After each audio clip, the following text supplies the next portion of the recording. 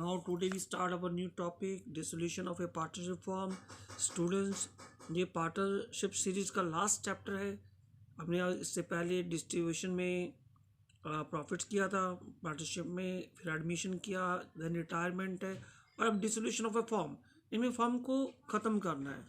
तो let's see, देखते हैं इसके प्रैक्टिकल क्वेश्चंस भी आते हैं, लेकिन उससे पहले एक छोटा सा पॉइंट देख लेते हैं कि ये डिसोल्यूशन किन किन सिचुएशंस में होता है. देखिए, इन case of change in profit sharing ratio of existing partner, अगर पार्टनर अपनी प्रॉफिट शेयरिंग रेशियो में चेंज कर लेते हैं तो पुरानी फर्म बंद कर दी जाती है, नई फर्म फिर ओपन होगी. In case of admission of a new partner, पुरानी फर्म को बंद करके नई फर्म बनाया जाता है.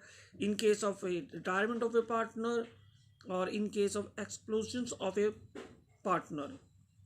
Next, in case of death of a partner and in case of insolvency of a partner.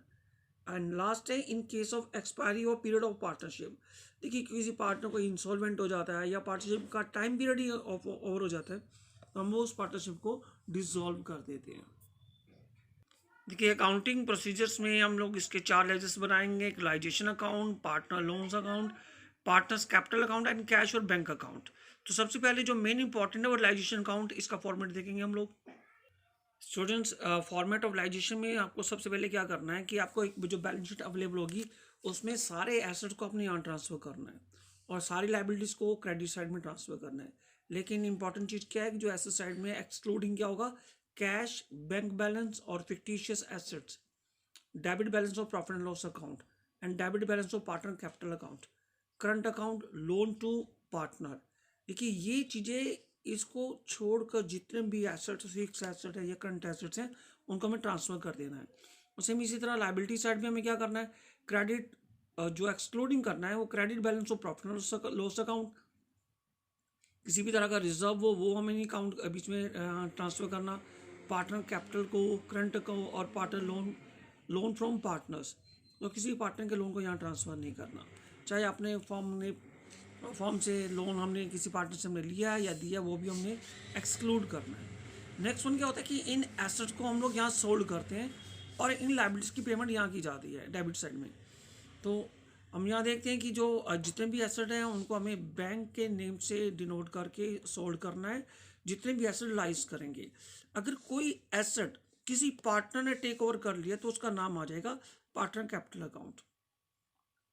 इसके बाद एक और आइटम हमारे पास आती है कि अनरिकॉर्डेड एसेट. देखिए, कई एसेट्स ऐसी होती हैं जो फॉर्म की बुक्स में नहीं होती, तो उसको यहाँ ट्रांसफ़र नहीं करना, सीधा उसकी रिलाइज वैल्यू दिखा देनी है कैश और बैंक में, या कोई पार्टनर उसको टेक ओवर कर सकता है. इसी तरह हम जितनी भी लाइबिलिटीज़ होंगी उनकी पेमेंट यहाँ पर करेंगे. कोई अनरिकॉर्डेड लाइबिलिटी होगी उसकी पेमेंट हम लोग यहाँ पर करेंगे. और अगर कोई लाइबिलिटी किसी पार्टनर टेक ओवर कर ली जाती है, उस पार्टनर ने ले ली जाती है उसके द्वारा, तो हम लोग उसको उसके कैपिटल अकाउंट में ट्रांसफ़र करेंगे. देखिए, और यहाँ पर एक हमें और क्या करना है, provision on any assets such provision for doubtful tax, provision for depreciation. देखिए, 4 आइटम्स होंगी जो हम ट्रांसफ़र करेंगे, उनकी पेमेंट्स नहीं होती हैं, प्रोविजंस होते हैं. एक प्रोविजंस होंगे, 2 आइटम्स और हैं वो आपको प्रैक्टिकल क्वेश्चंस में बताएंगे. एक बात और है कि लाइबिलिटी की पेमेंट के बारे में नीचे कुछ बताया गया जाएगा, आपको उसकी पेमेंट वैसे ही कर देनी है.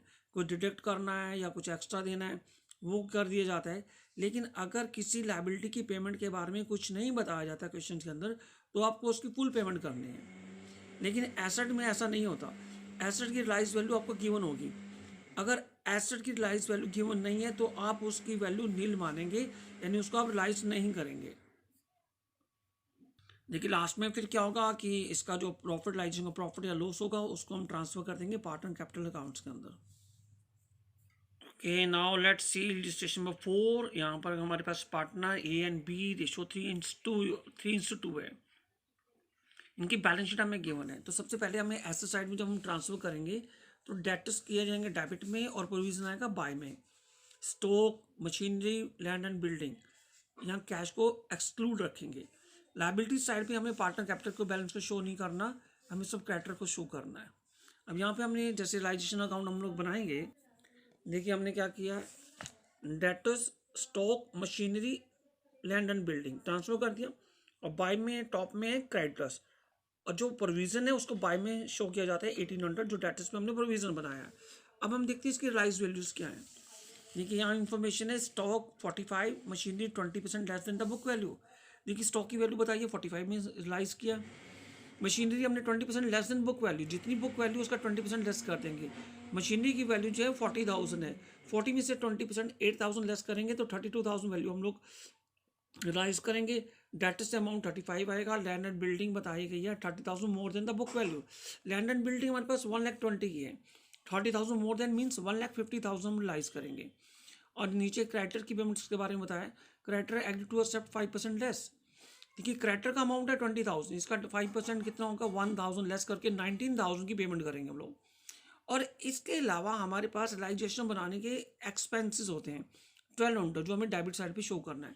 लेट्स सी, देखिए यहाँ पे जो क्रेडिटर की पेमेंट की है 19,000 की है, टू बैंक की है हमने, रिलाइजेशन एक्सपेंसेस 1,200, प्रोविजन 1,800, और जो एसेट हमने रिलाइज किए हैं अब इसको वर्किंग नोट में या नीचे यहाँ पर मेंशन कर सकते हैं कि किस किस आइटम को आपने कितनी वैल्यूज में रिलाइज किया, उसका सम टोटल हो गया 262,000। अब इन दोनों का बैलेंस करेंगे तो 8,800 हमारे पास प्रॉफिट आता है, और इस प्रॉफिट को हमें ट्रांसफर कर देना है पार्टनर कैपिटल अकाउंट में। देखिए सेकंड लेजर जो बनता है पार्टनर का लोन बनता है, लोन अकाउंट बनता है। यहाँ पे लोन अकाउंट है नहीं किसी पार्टनर का। थर्ड वन पे लेजर जो बनेगा वो पार्टनर कैपिटल का बनेगा। तो कैपिटल में सबसे पहले आइटम कौन सी होगी, कैपिटल। सेकंड आइटम होती है रिजर्व एंड सरप्लस, जो भी रिजर्व होंगे। थर्ड वन प्रॉफिट या लॉस। लेट्स सी, देखिए यहाँ पर मेरे पास हमने यहाँ प्रॉफिट ट्रांसफ़र किया, कोई रिजर्व नहीं है, कोई प्रॉफिट नहीं है, सब रिलाइजेशन का जो प्रॉफिट है वो ट्रांसफ़र होगा। किसी पार्टनर ने कोई एसेट कोई लाइबिलिटी टेक ओवर नहीं किया, अगर वो कर लेते हैं तो हम उसके कैपिटल अकाउंट में उसको शो करते हैं। एंड देन लास्ट इसको क्या करेंगे, उसका टोटल करके यहाँ बैलेंस शीट ही नहीं आएगा, फाइनल पेमेंट करनी है टू बैंक लिखेंगे। और फोर्थ वन जो हमारा, देखिए फोर्थ वन जो बैंक अकाउंट हमने बनाना है उसमें क्या करना है, जो बैंक का बैलेंस गिवन है वो हम पुट करेंगे 7,000। एसेट को रिलाइज करने से जितना पैसा हमारे पास है 2,62,000 उसको यहाँ ट्रांसफर करेंगे, रिलाइजेशन सेल ऑफ एसेट्स। अब यहाँ से हम देखेंगे कि हमने कितनी पेमेंट्स की हैं। देखिए आपने एक पेमेंट की थी क्रेडिटर्स की, एक पेमेंट आपने एक्सपेंसेस की पेमेंट किया है, फिर एक्स के कैपिटल की पेमेंट की है, वाई के कैपिटल की पेमेंट की है। अब आप इन दोनों का टोटल करेंगे, सम मैच होगा। अगर ये टोटल मैच नहीं करता तो कहीं ना कहीं आपके आंसर में प्रॉब्लम है। देखिए नेक्स्ट टॉपिक है partners loan account, loan partners loan to the firm. देखिए क्वेश्चन का बेस वही है, सिर्फ यहाँ जैसे एक लोन अकाउंट दिया है 20,000, इसके लिए अलग से एक लेजर बनाएंगे। देखिए as loan by balance provident and to cash और बैंक। देखिए कैश टू बैंक क्या होता है, अगर आपके पास बैलेंस शीट में कैश है तो कैश लिखेंगे, अगर बैंक है तो बैंक लिखेंगे। और फिर इसको रिलाइजेशन अकाउंट में यानी बैंक जो हम कैश और बैंक अकाउंट बनाएंगे तो यहाँ पर लोन अकाउंट भी शो करेंगे, एस लोन अकाउंट। देखिए इसके जो की फैक्टर्स में आ रहा है कि 20,000 ऑफ डेटर्स प्रूव्ड बैड, यानी कि आपके पास जितने डेटर्स हैं, डेटर्स का अमाउंट है हमारे पास यहाँ पर है 240,000, इसका 20,000 इसमें लेस करके 220,000 हम लोग रिसीव कर लेंगे। B R license full, B R पूरा मिला है। स्टॉक की रिलाइजेशन वैल्यू 1,70,000, और furniture was taken over by B at book value and the expenses of realisation है 20,000। देखिए अगर एसेट बी ने टेक ओवर किया है, बुक कर लिया, ले लिया है, तो यहाँ बी के कैपिटल में आएगा। यहाँ पर अगर हम जब रिलाइजेशन अकाउंट बनाएंगे ना तो बी कैपिटल फर्नीचर टेकन, इसको कैश में नहीं लिखेंगे।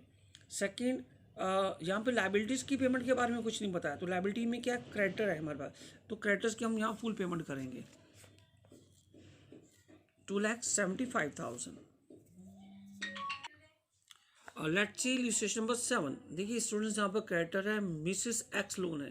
देखिए पार्टनर कौन है, एक्स, और ये मिसेस एक्स लोन है, तो मिसेस एक्स लोन को रिलाइजेशन में हम लोग ट्रांसफ़र करना है। सिर्फ पार्टनर का अकाउंट ट्रांसफ़र नहीं किया जाता, एक्स का लोन भी है, इसको ट्रांसफ़र नहीं करेंगे। नेक्स्ट वन है workman compensation reserves, investment fluctuation fund.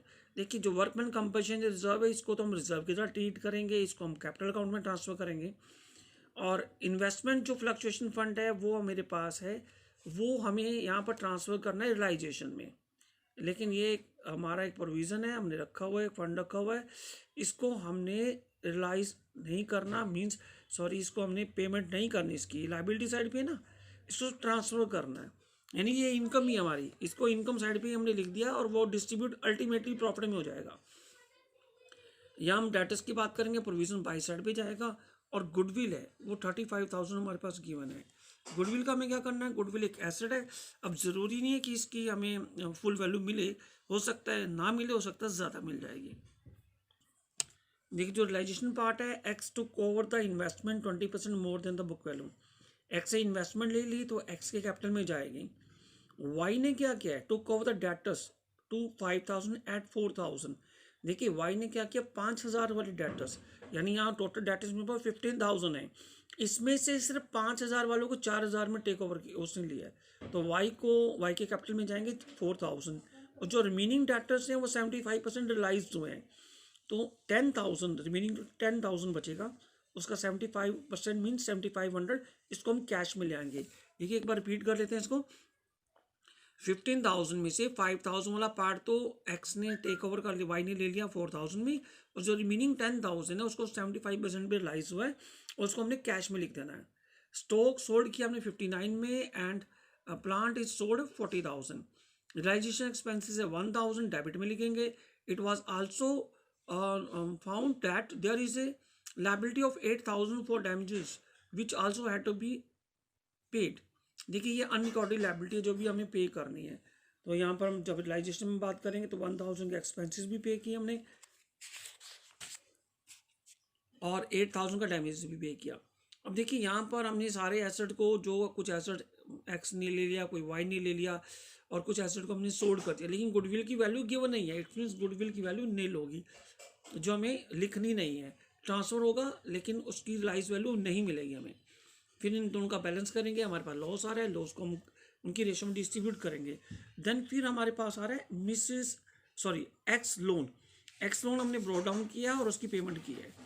देखिए यहाँ पर एक इंपॉर्टेंट चीज़ और क्या थी, हमने यहाँ पे जो ट्रांसफ़र किया था, क्रेडिटर किया और मिसेस एक्स लोन किया है, इनकी पेमेंट के बारे में हमें कुछ नहीं बताया गया। तो हम इनकी पूरी पेमेंट करेंगे, creditors and Mrs X loan. And then उसके बाद हमने एक्स का लोन अकाउंट बनाया, फिर कैपिटल अकाउंट बनाया। देखिए कैपिटल अकाउंट में हमने क्या किया, कैपिटल वर्कमैन कंपनसेशन को ट्रांसफ़र किया। रियलाइजेशन में जिस पार्टनर ने जो लिया है, एक्स ने भी लिया, वाई ने भी लिया है, और रियलाइजेशन का लॉस ट्रांसफ़र किया। लास्ट में फाइनली पेमेंट हमने शो कर दी है। बैंक अकाउंट में ओपनिंग बैलेंस है, जितने के एसेट हमने सोल्ड किए उनकी वैल्यू लिखी जाएगी। एंड बाय में जो हमने पेमेंट की है, रियलाइजेशन में पेमेंट की हमने 1,200 की, और उसके बाद 8,000 का अनरिकॉर्डेड लायबिलिटी था। उसके बाद हमारे पास थी creditor and Mrs X loan, फिर एक्स लोन की पेमेंट हुई है, फिर X capital, Y capital and Z capital. ये टोटल हमारा फिर बेटा मैच करेगा।